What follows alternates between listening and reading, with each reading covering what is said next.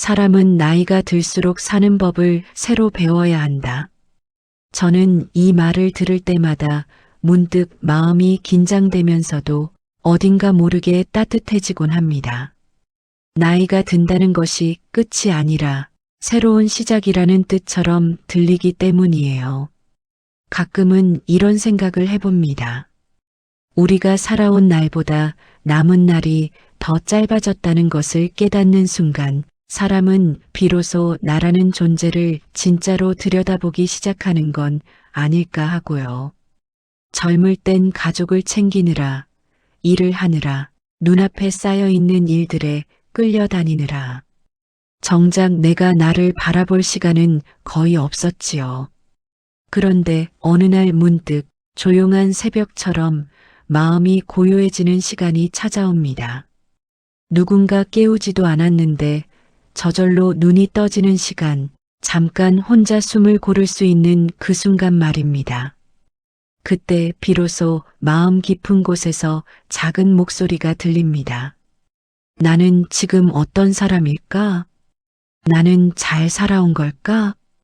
그리고 앞으로 남은 날들은 어떻게 살아야 할까? 이 질문들은 이상하게도 나이가 들수록 점점 더 또렷하게 모습을 드러냅니다. 마치 그동안 마음속 서랍 깊은 곳에 넣어두었던 질문들이 하나 둘씩 꺼내져 우리 앞에 조용히 놓이는 것처럼요. 그럴 때 마음이 흔들리는 분들도 계실 거예요. 나는 예전 같지 않은데, 이제는 아무도 내 도움이 필요 없는 것 같아. 이 나이에 뭘 다시 시작해. 이런 말이 스스로에게 흘러나올 때도 있습니다.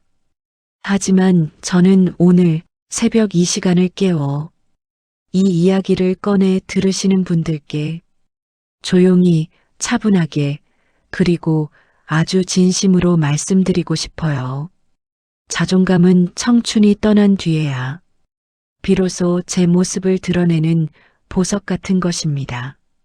젊을 때는 바쁘고 치열한 삶 속에서 남과 비교하느라 바빠 내 가치를 있는 그대로 바라보지 못할 때가 많았습니다. 누가 나를 인정해 주는지, 얼마나 잘하고 있는지 이런 것들에 마음이 늘 흔들리곤 했지요.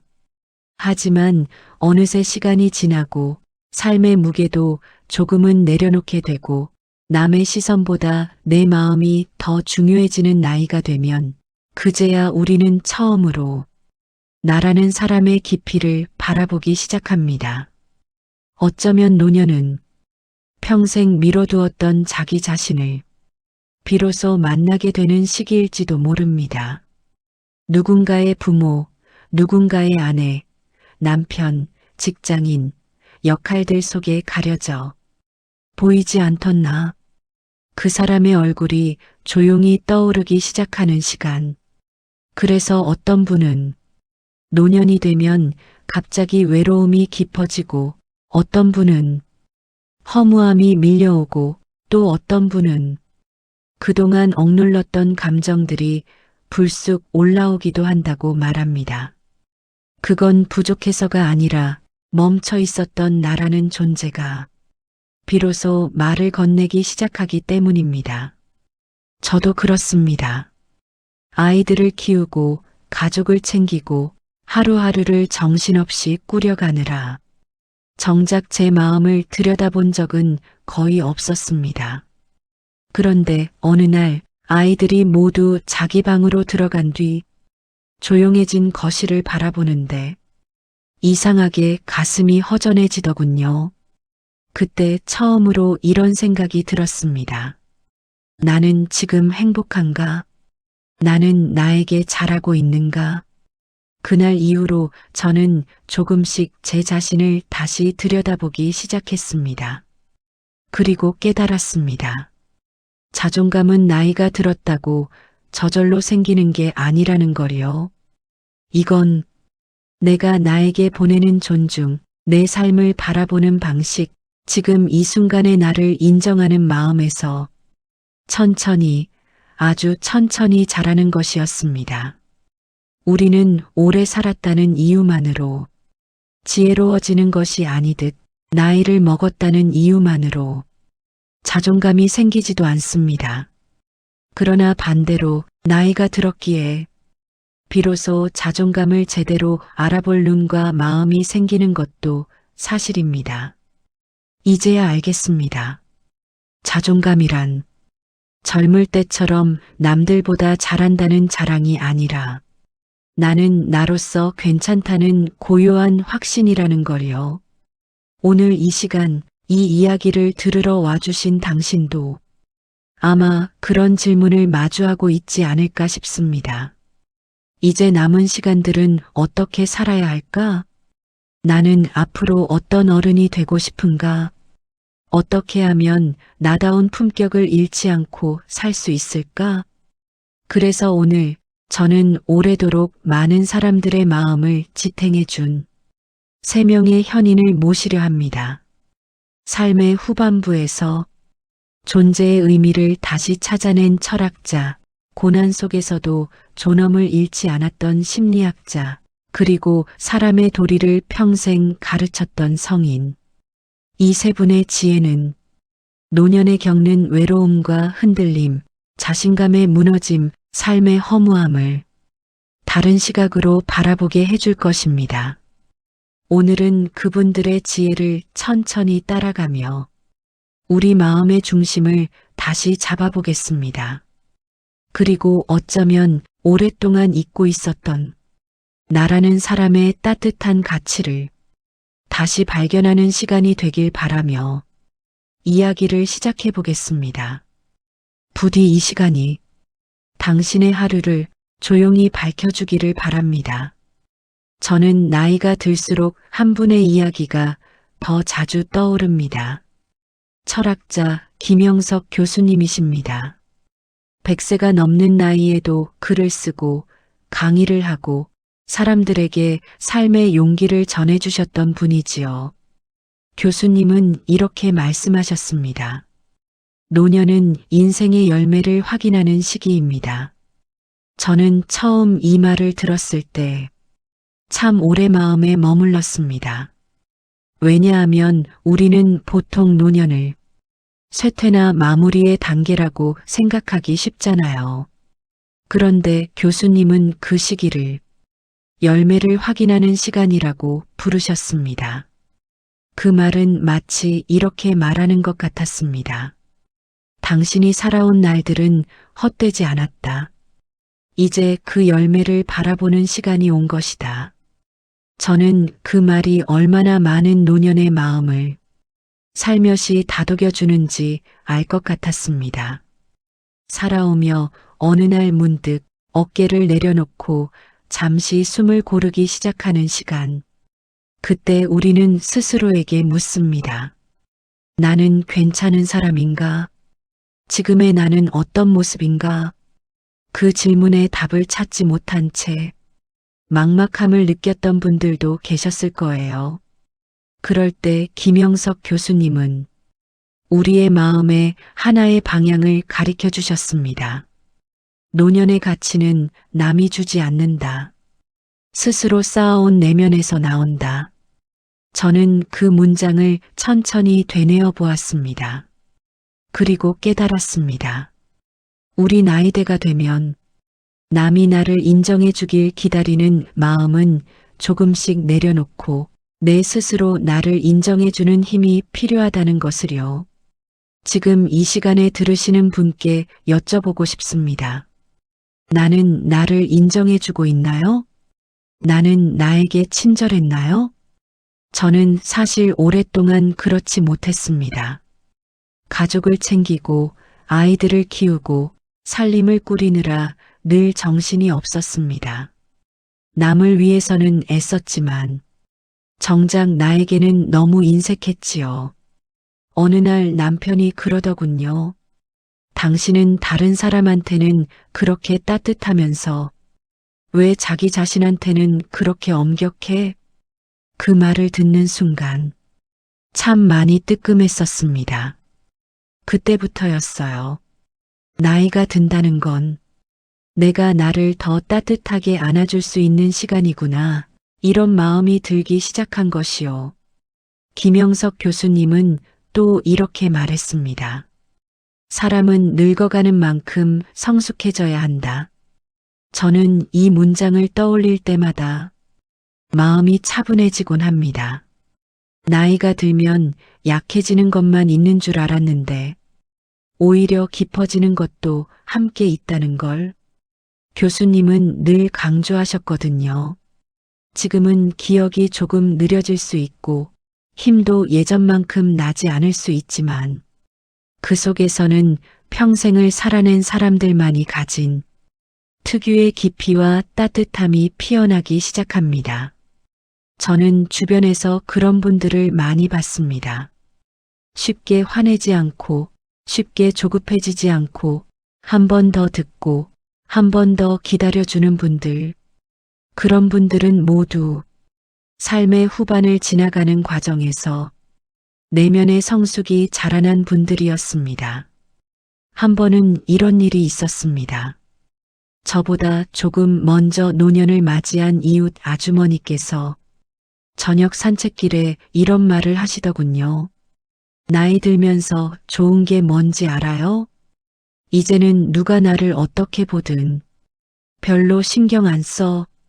그 대신 내가 어떤 마음을 갖고 사는지가 더 중요해졌지.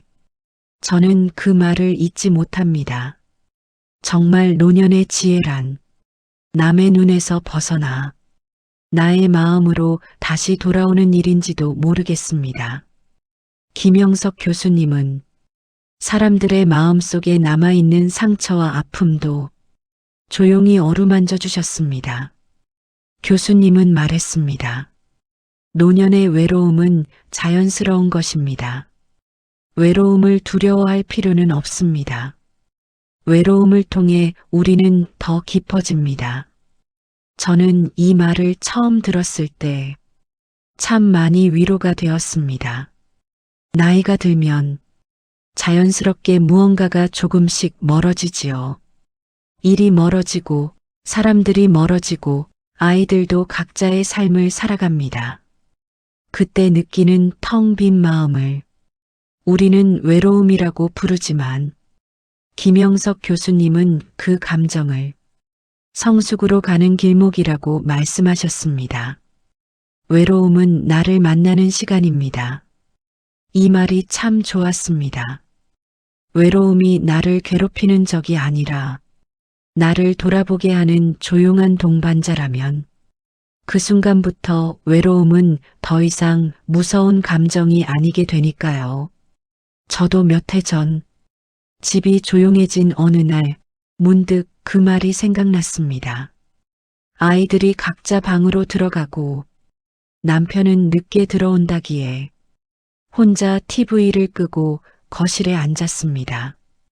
그런데 이상하게도 마음 한켠이 서늘하더군요. 나도 이제 나이가 들고 있는 거구나. 그날은 그 생각이 왠지 아프게 다가왔습니다.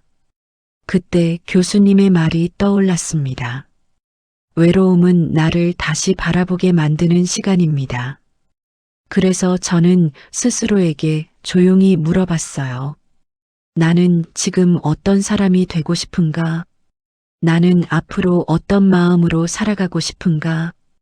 그 질문을 던지고 조용히 마음속을 들여다보는 순간 그 외로움이 조금은 부드러워지는 걸 느꼈습니다. 나이가 들어도 자꾸만 마음이 흔들리고 가끔은 기대고 싶고 가끔은 서러워질 때가 있지요. 그건 잘못이 아닙니다. 사람이니까요. 그럴 때 김영석 교수님은 노년의 마음을 이렇게 위로했습니다. 부족함이 보일 때 삶은 깊어진다. 저는 이 말을 마음에 붙잡아 놓았습니다. 왜냐하면 우리 나이가 되면 잘하려고 하기보다는 그저 잘 버티는 게 더 중요해질 때가 많거든요. 몸도 마음도 예전만큼 빠르지 않고 어떤 날은 이유 없이 기운이 빠지고 어떤 날은 울고 싶기도 합니다. 하지만 그 모든 순간은 내가 살아온 날들이 만들어낸 삶의 결이기도 합니다. 교수님은 또 이렇게 말했습니다.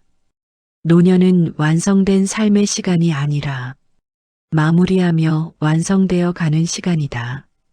저는 이 말을 들으며 참 많은 위로를 받았습니다.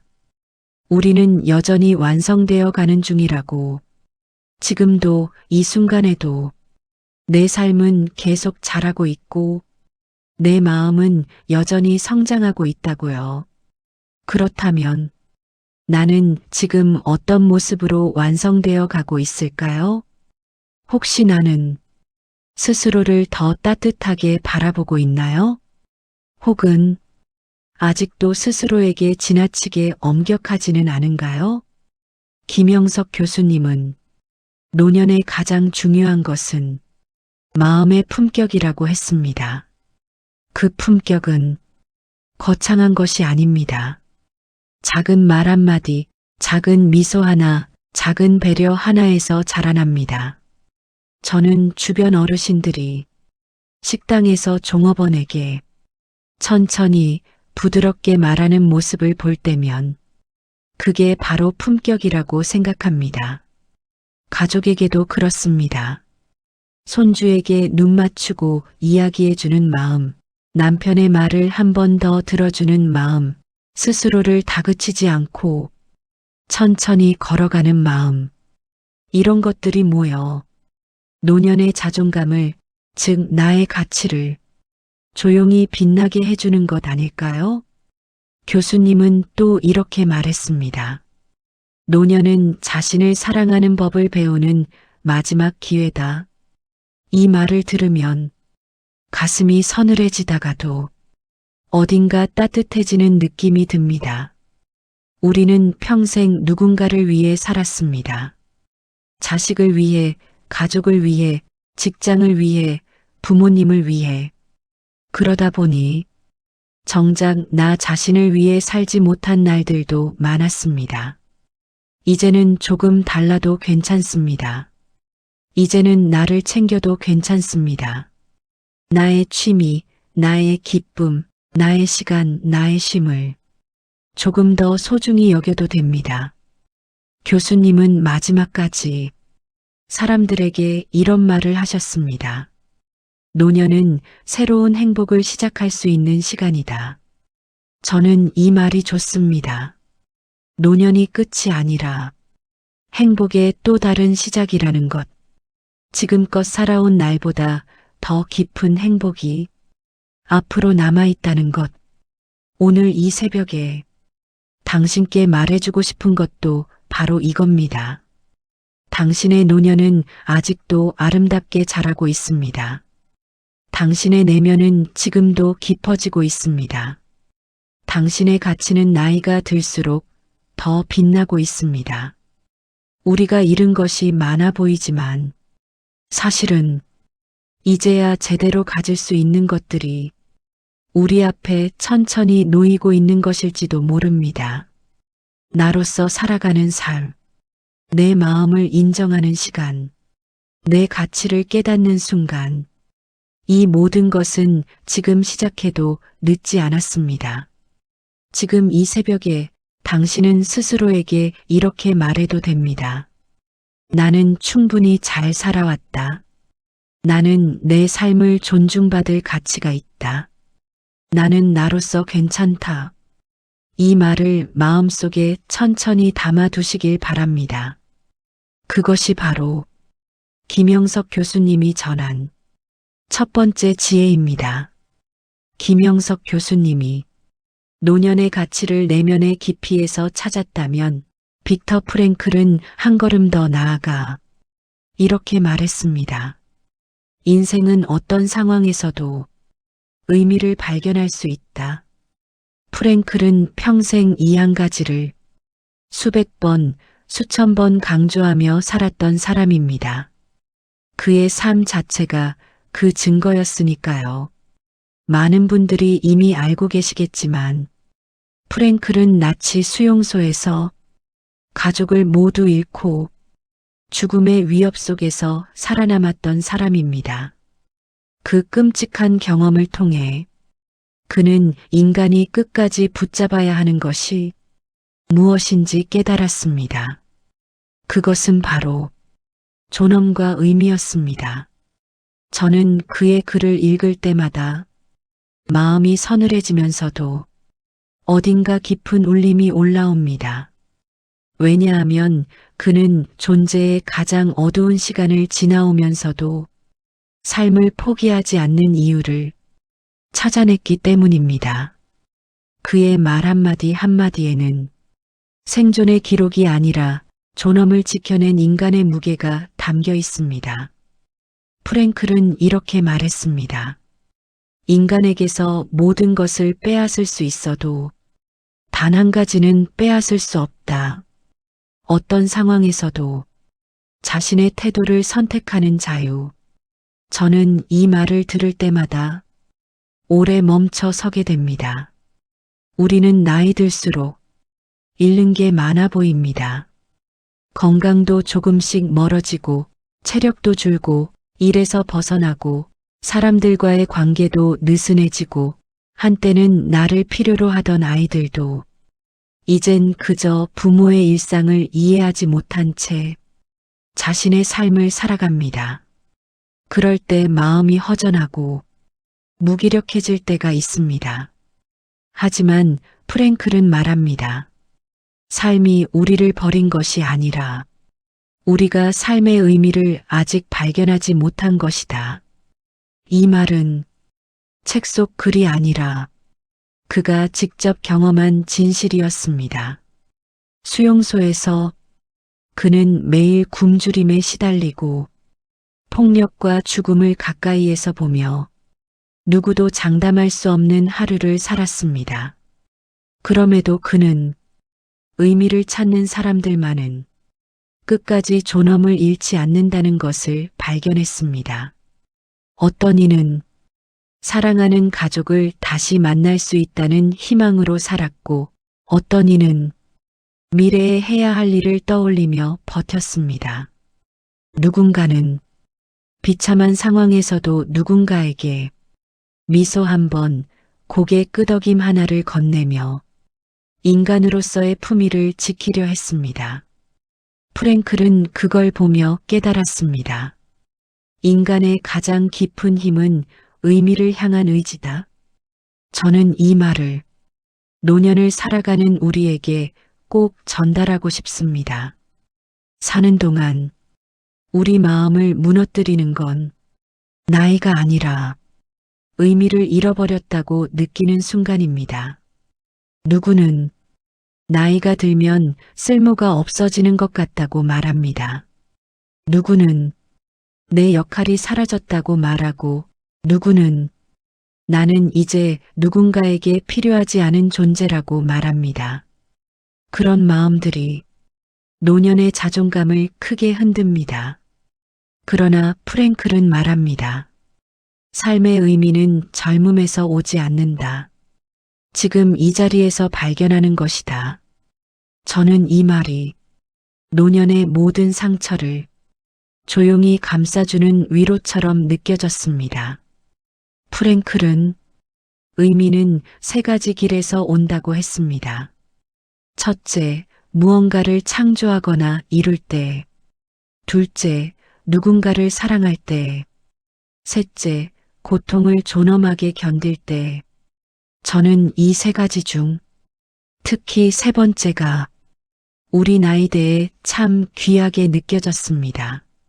젊을 때 우리는 성공하고 성과를 내고 일을 이루는 것에 의미를 두었습니다. 하지만 나이가 들면 그 의미의 중심이 천천히 변하기 시작합니다. 더 이상 무엇을 이루었느냐보다 어떤 마음으로 살고 있는가가 중요해집니다. 프랭클은 말합니다. 고통 속에서도 의미를 발견한 사람은 결코 무너지지 않는다. 그 말은 노년의 허무, 상실, 외로움, 불안, 두려움까지 포용하는 말입니다. 저는 이 말이 한 어르신의 삶에서 그대로 실현되는 것을 본 적이 있습니다. 동네에 혼자 사시는 할머니 한 분이 계셨습니다. 남편도 먼저 떠나고 자식들도 멀리 지내 외로움이 깊게 자리한 분이셨지요. 어느 날 그분이 저에게 이런 말씀을 하셨습니다. 요즘은 꽃을 보면서 살아요. 처음에는 무슨 말인지 잘 몰랐습니다. 그런데 할머니는 이어서 말하셨습니다. 내가 키우는 꽃이 피면 그날은 참 고맙더라고. 나이가 들어도 살아있다는 게 이런 거구나 싶어. 저는 그 말을 듣는 순간 프랭클의 말이 떠올랐습니다. 의미는 작은 순간에서도 피어난다. 할머니에게는 꽃 한 송이를 돌보는 그 시간이 삶의 의미였던 겁니다. 그리고 그 의미는 그분의 하루를 견디게 하는 작은 불빛이 되어 주었습니다. 프랭클은 말했습니다. 삶이 우리에게 질문을 던지는 것이지 우리가 삶에게 요구하는 것이 아니다. 프랭클은 삶을 평가하는 것이 아니라 삶의 질문에 어떻게 답하느냐가 중요하다고 했습니다. 노년은 삶이 던지는 질문들이 좀 더 깊어지는 시기인지도 모릅니다.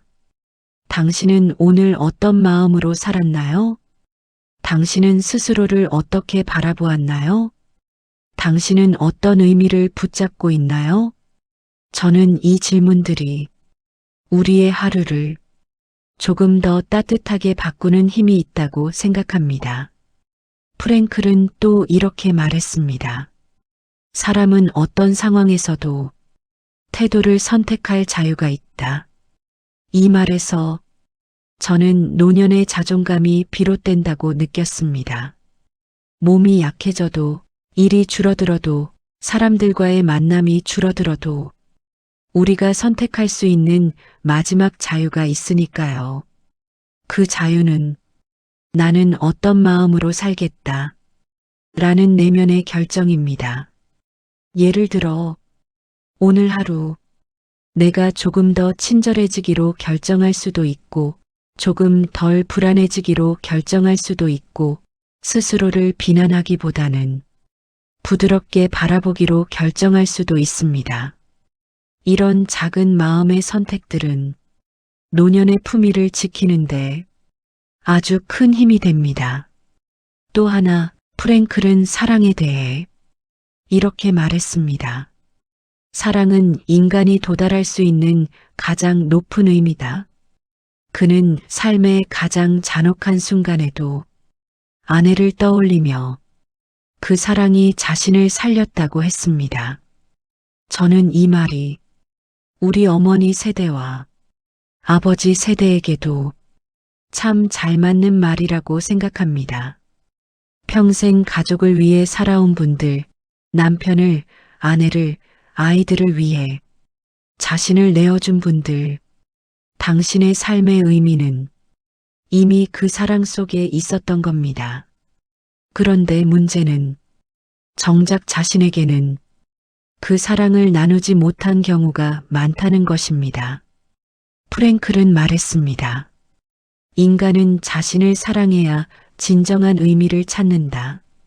저도 그 말을 마음 깊이 붙잡고 있습니다. 우리 나이가 되면 스스로에게 조금 더 부드러워질 시간이 필요합니다. 나를 지난날에 묶어두지 말고 과거의 실수에 매달리지 말고 내가 나를 조금 더 인정해도 됩니다. 프랭클의 마지막 메시지는 이것이었습니다. 삶은 우리에게 계속 대답을 기다리고 있다. 노년의 자존감도 그 질문에 대한 한 가지 답일 것입니다. 나는 지금 이대로도 괜찮다. 나는 아직도 의미 있는 사람이다. 나는 이 나이에 더 깊은 삶을 배워가고 있다. 당신이 그런 마음을 조금이라도 품을 수 있다면 노년의 하루는 분명히 더 따뜻해질 것입니다. 김영석 교수님이 노년의 가치를 내면에서 찾도록 이끌어 주셨다면 빅터 프랭클은 노년의 마음의 의미라는 등불을 켜주었습니다. 그리고 이제 세 번째 지혜를 함께할 분은 아주 오래전 동양의 마음을 밝혀준 성인 공자입니다.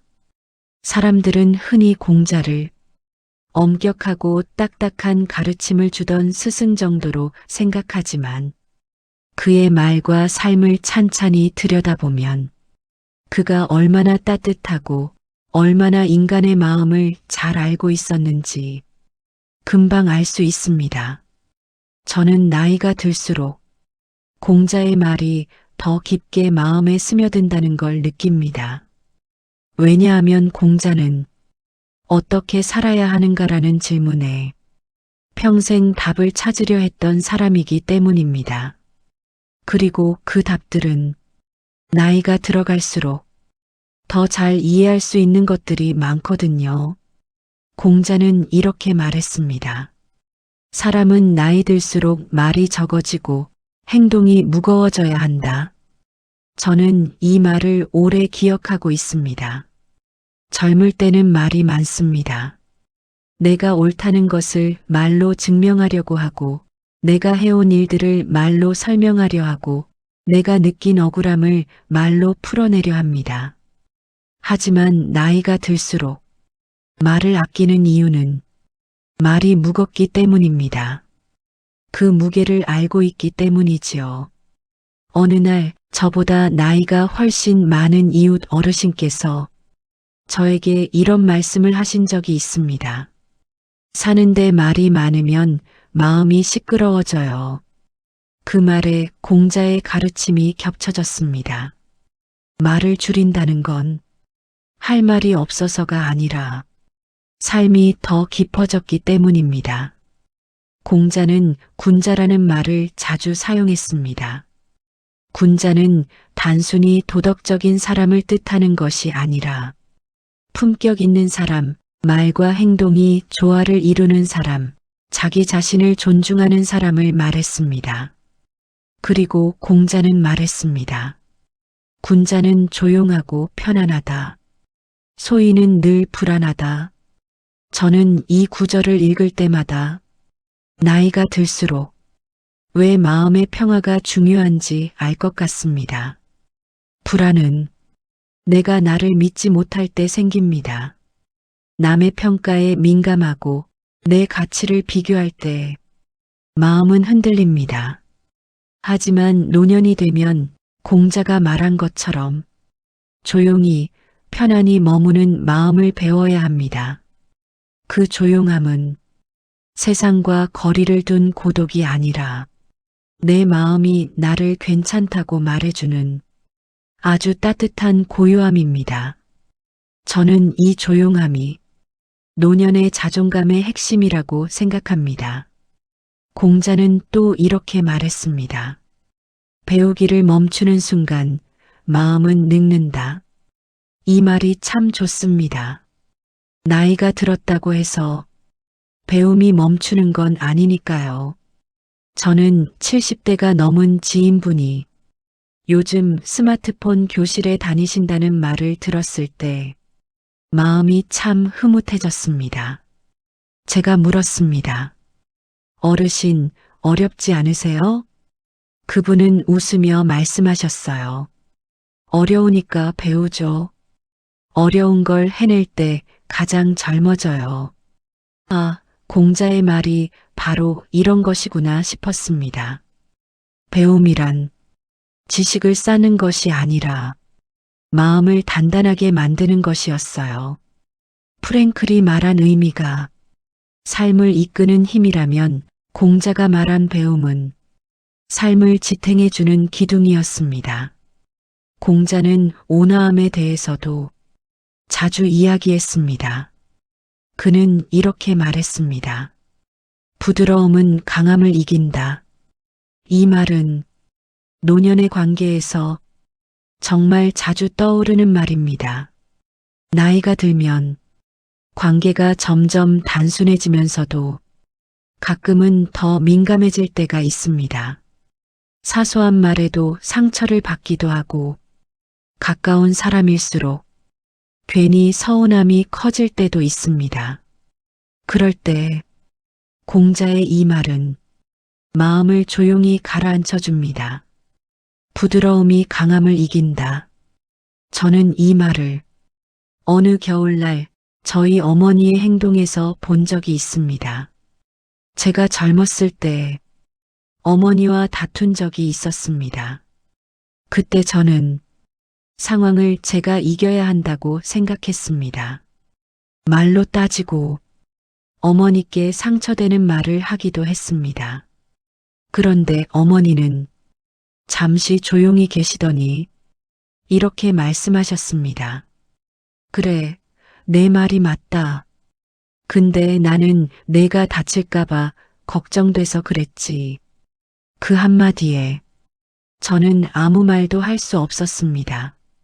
어머니의 부드러움이 제 마음을 꺾은 게 아니라 제 마음을 비춰주었기 때문입니다. 그날 저는 배웠습니다.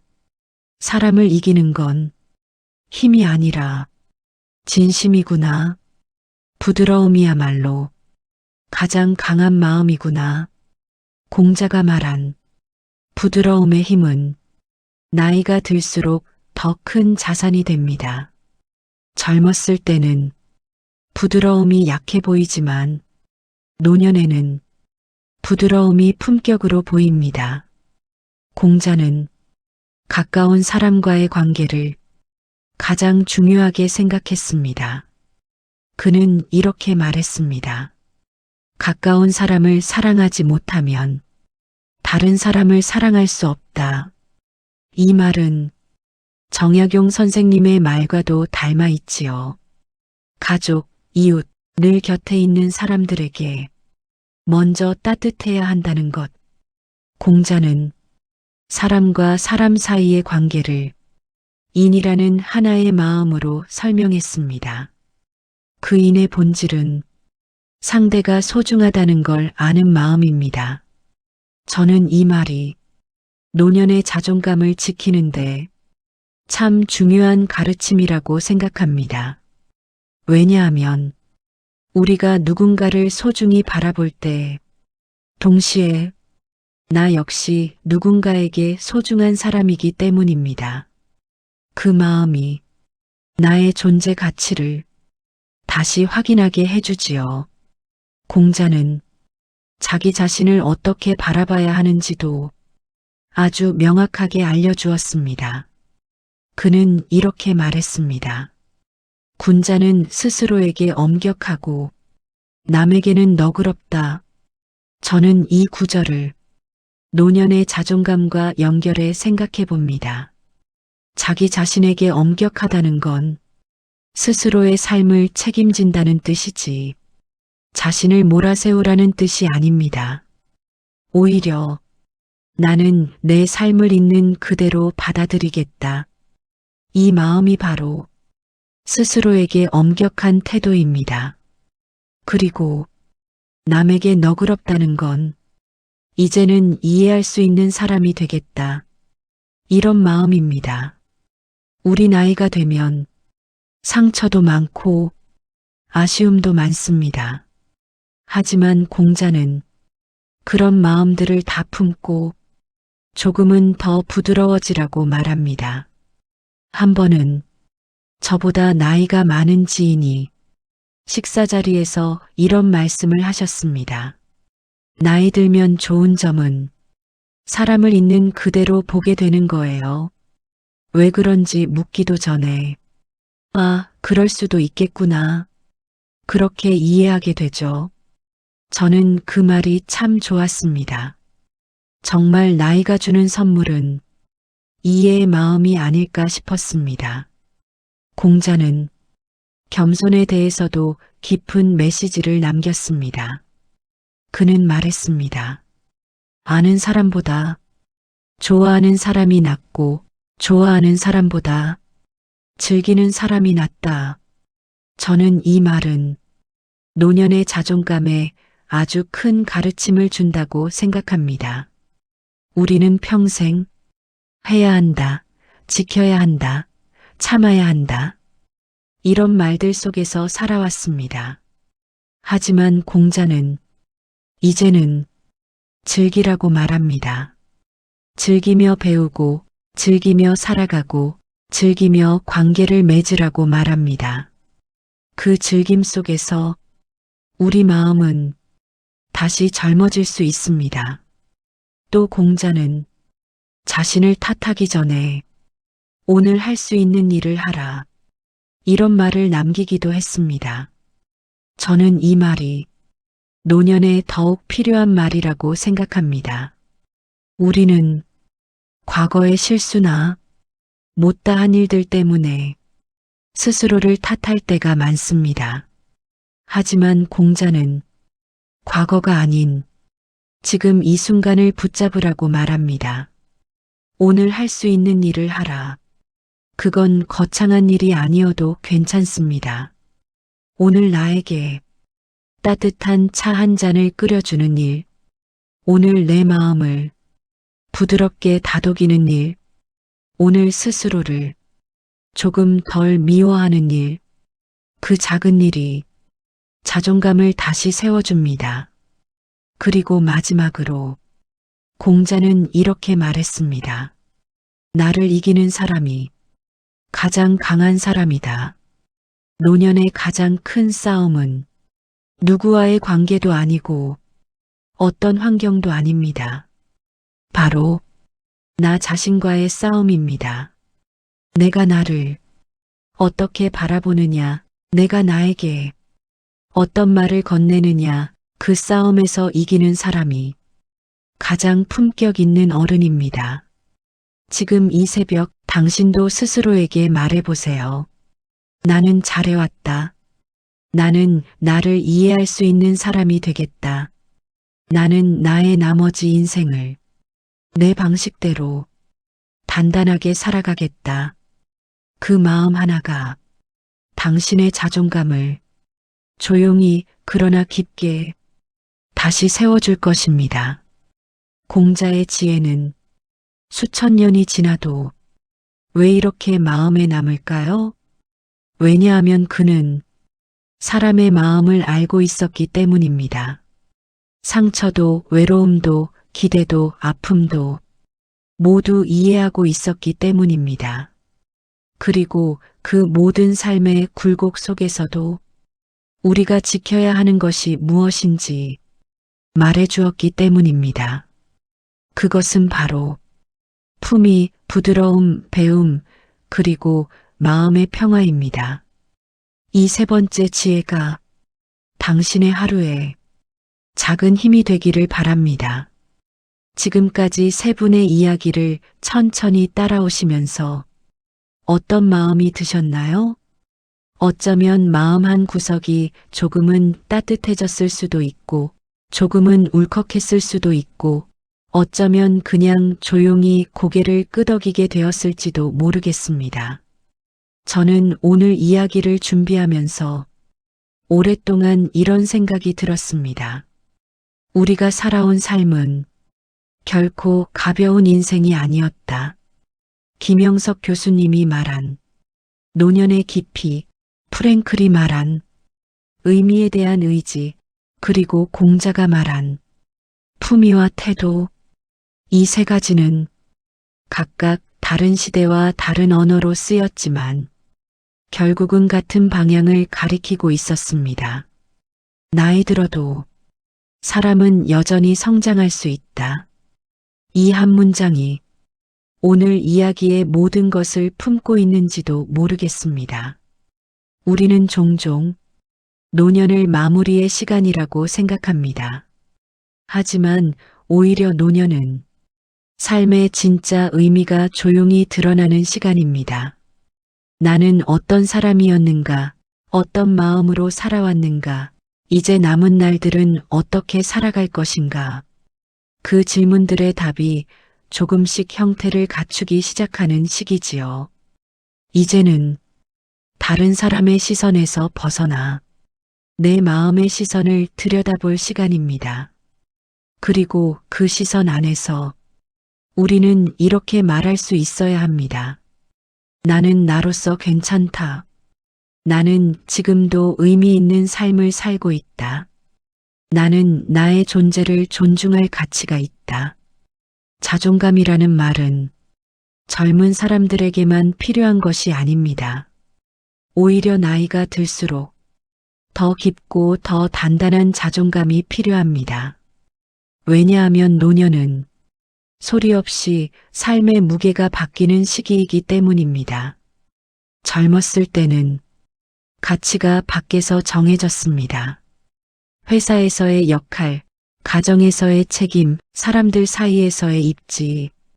하지만 노년은 가치가 안에서 정해집니다. 내 마음이 나에게 주는 인정, 내가 나를 바라보는 눈길, 내 삶이 가지는 의미를 내 스스로 찾는 일이 더 중요해지지요.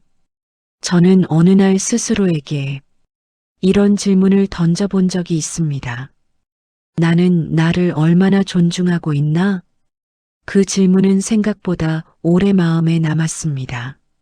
나이가 들면 몸이 조금씩 느려지고 기억이 흐릿해지고 어떤 날은 특별히 아프지도 않은데 그냥 마음이 가라앉을 때도 있습니다. 그럴 때 나는 쓸모 없어진 걸까?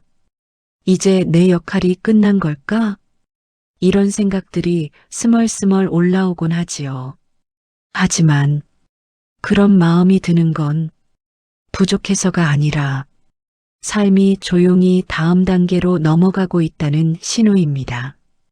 이 시기에는 무언가를 이루는 의미보다 어떤 마음으로 살아가느냐가 더 중요합니다. 이건 어느 누구도 대신할 수 없는 오직 나만의 삶의 모양입니다.